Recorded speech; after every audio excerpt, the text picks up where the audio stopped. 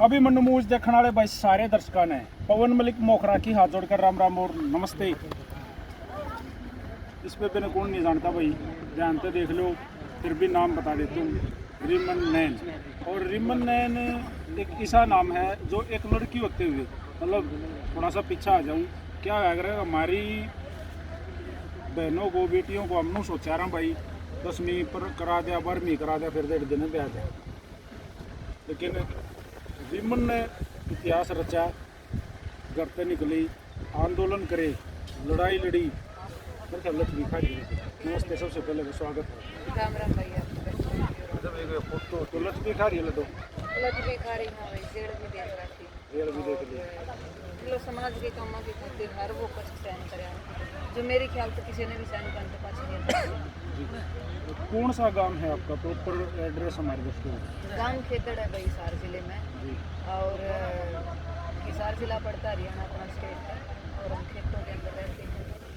हमारा तो जन्म भी खेतों में हुआ था, उस मिट्टी में पड़े बड़े हम, और उस मिट्टी के लिए ही आज लड़ रहे हैं।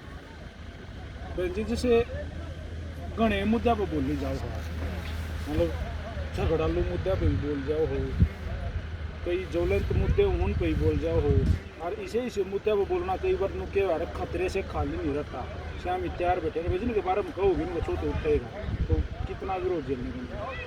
विरोध भाई, विरोध की तो एक सीमा नहीं हुआ कर है, वो भी क्रॉस कर ली। लोगों ने एक्सीडेंट तक करवाए जान बूझ के, न फोन के ऊपर धमकी देना, घर रात में घर आके न धमकी देना।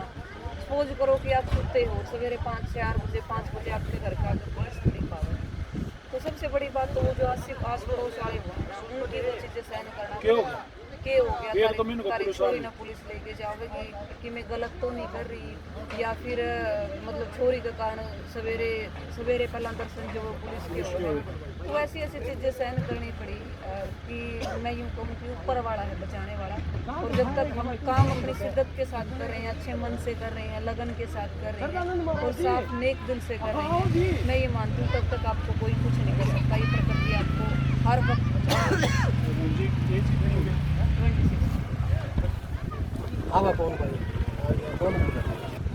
हमारे समाज में जादूगर सर्टिफिकेट थे, इन बच्चों को भाई सरदारा भी है। हमारे समाज में जब लड़की 17-18 साल की हो जाए, तब माँ बाप को विशेष चिंता हो जाएगा कि इसकी शादी करनी। वहाँ भी प्रॉब्लम रहा है आजकल, वो भी चीज़ें हैं। और सबसे बड़ी जो प्रॉब्लम रहा है किसा में लड़का विश्वास ना हो, टुकड़े ना हो, या भी बेटी ने तंग रखा है, विशेष चिंता हो सकती है। आपने तो 26 दिया, लगभग आप 26 साल की, तो शादी हुई नहीं हुई, तो गाँव में नहीं हुई। देखिए, मैं जब 18 साल की हुई, 20 साल की हुई, ऐसी बात नहीं है कि प्रेशर मेरे ऊपर भी आया कि सेम जो दूसरी बहनों के बिल्कुल दूसरी बहनों के साथ होता है। लेकिन मैं ये मानती हूँ अपने काम के थ्रू जब आप प्रूव करते हो ना, सबसे पहले काम के थ्रू जब अपने आप को आप प्रूव करते हैं ना, अगर किसी के अंदर आपकी इतनी हिम्मत नहीं कि वो आपको प्रेशराइज कर सकता है, वो आपके ऊपर ये कह सकता है कि शादी करो, यहाँ नहीं जाना वहाँ नहीं जाना। मैं जब तीसरी क्लास में थी तो मैंने पहला प्रोग्राम रेडियो के ऊपर किया था। 3rd क्लास में पहले आकाशवाणी रोहतक था उस टाइम, मेरे ख्याल से 2004 या 5 की बात है ये। तो 2005 में मैं रेडियो के ऊपर पहली बार बोली। जब मैं 8वीं क्लास में थी तो 2010 की ये बात है, मैं पहली बार दूरदर्शन के ऊपर बोली। एक गांव की बेटी खेतों से उठ करके आकाशवाणी और दूरदर्शन के ऊपर जाती है, तो ये सबसे बड़ी बात है मेरे ख्याल से। जिन रेडियो के माध्यम से या जिन टीवी को इकट्ठा हो के गाँव के चौक में पहले लोग देखते थे या सुनते थे, उन चीज़ों पर जा कर के हम बोलते हैं। सबसे पहले मैंने खुद को वहाँ प्रूव किया, मैंने चिट्ठियाँ लिखनी स्टार्ट की आकाशवाणी के अंदर।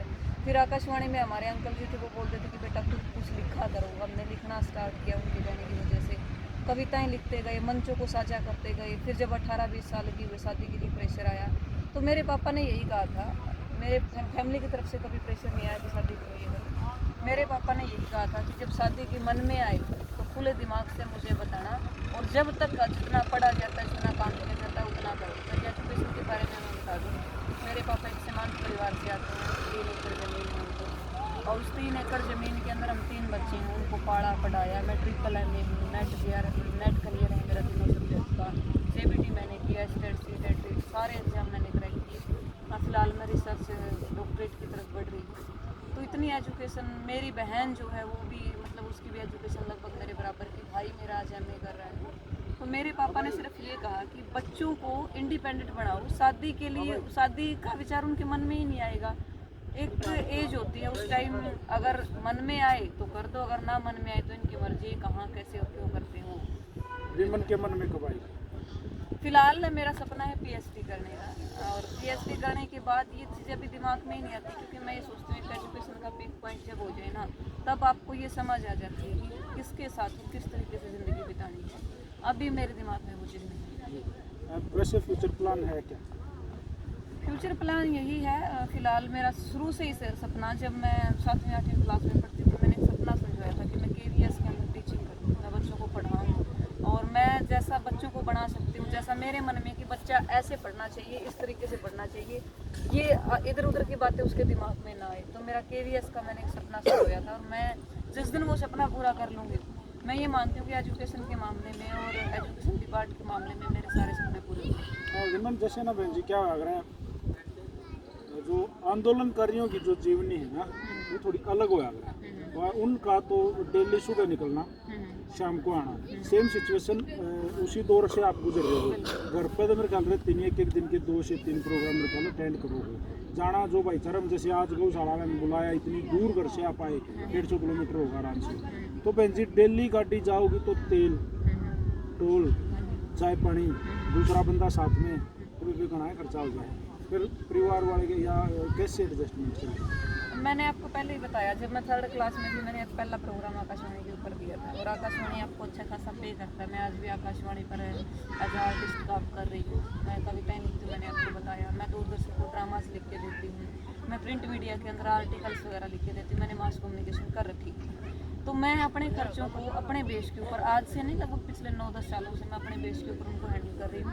रही बात आंदोलन जीवियों की, आपने कहा ज़िंदगी की, मैं सबसे पहले ये मानती हूँ कि अपनी शिक्षा को जितना टाइम दे सकते उतना दो, बाकी प्रायोरिटी बाद में होती है। मतलब चाहे वो समाज हो, चाहे वो आंदोलन हो, चाहे कुछ भी हो। मैंने भी बहुत सारे लोगों, मैं भी आज़ाद आरक्षण देखा, उसके बाद मैंने किसान आंदोलन को देखा, रोडवेज का आंदोलन देखा, मैंने पीटीआई टीचर्स का आंदोलन देखा, और लगभग सभी आंदोलन के अंदर मेरी हिस्सेदारी रही। इवन किसान आंदोलन के अंदर तो आप सारे साथी कंधे से कंधा मिला करके चल रहे थे। कभी सीआईए ने उठा लिए, घर से 50 किलोमीटर दूर सुनसान एरिया में छोड़ दिए, वहाँ से पैदल भाग भाग के हम घर की तरफ आए, हमारे फ़ोन वगैरह सब कुछ छीन लिया जाता था। 307 तक धारा, 307 जैसे धाराएं तक लगाई। तो आंदोलन जीवी मैं सबसे पहले एजुकेशन को रखती हूँ, और उसके बाद में जो समाज के काम होते हैं उनको देखती हूँ। कविताएं लिखने का शौक था, कविताएं ही मुझको आंदोलन में लेकर के आई। बहुत सारे मुद्दे में मतलब आंदोलन अब तक की इस सफर में कोई आंदोलन में गई है, बाद में पछतावा है, इसमें नहीं जाना चाहिए, ऐसा कोई दौर था? देखिए, पछतावा तो हर एक आंदोलन का लगता है। सबसे बड़ा उदाहरण आपको जाट आरक्षण का देती हूँ। मतलब कितना कुछ हुआ था उसके अंदर, फिर भी हमें ब्लेम करके छोड़ दिया। आज तक केसेस लटक रहे हैं, एमपी तक के केस, तारीख मैंने खुद पर्सनल बेस के ऊपर दी है।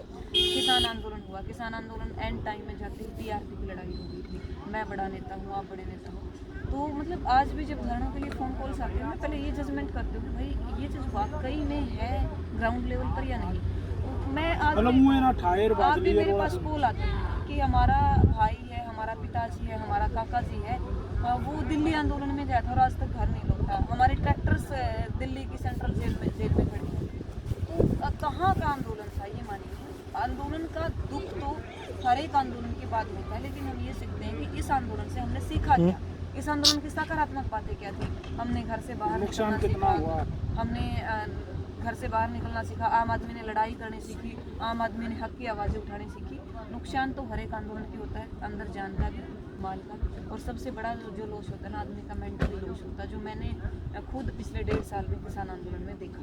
जी बेंजमिना के है, हर किसी का कोई ना कोई मतलब एक खास चेहरा है, उसको देखना, उसको सुनना, उसकी बातें सुनना पसंद करता है।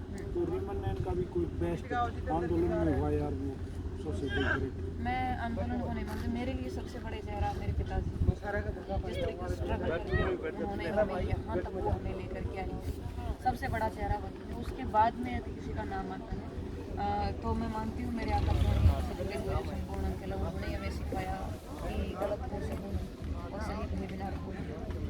ये 2 इंसान जो मेरी ज़िंदगी के हैं, मेरे को आइडल मान के चलती हूँ, और हमेशा चलती रहूँगी। दूसरा मैं देखती हूँ हमारे जो स्वतंत्रता सेनानी हुए हैं, सपोज कीजिए रानी लक्ष्मीबाई होगी, जिन्होंने देश के लिए बहुत कुछ सहते हुए कि अकेली लड़की कहाँ जाएगी, वो सहन किया।